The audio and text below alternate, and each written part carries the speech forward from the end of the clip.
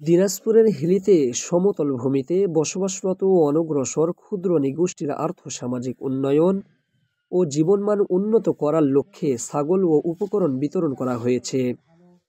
সমন্বিত প্রাণী সম্পদ উন্নয়ন প্রকল্পের আওতায় সোমবার সকাল 11টায় উপজেলা প্রাণী সম্পদ অধিদপ্তর চত্বরে এ কার্যক্রম অনুষ্ঠিত হয়।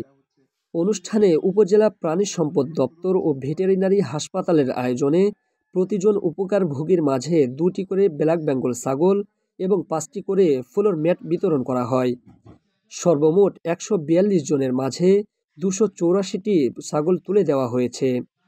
এ সময় উপস্থিত ছিলেন উপজেলা সহকারী কমিশনার ভূমি জনাব মোহাম্মদ সাব্বির হোসেন, প্রাণী সম্পদ কর্মকর্তা জনাব মোহাম্মদ শফিউল ইসলাম, ভেটেরিনারি সার্জন জনাব মোহাম্মদ মুন্তাসির মামুন, একাডেমিক সুপারভাইজার জনাব মোহাম্মদ সাকওয়াত হোসেন এবং হিলি প্রেস ক্লাবের সাধারণ সম্পাদক জনাব মোহাম্মদ সামিউল ইসলাম আরিফ।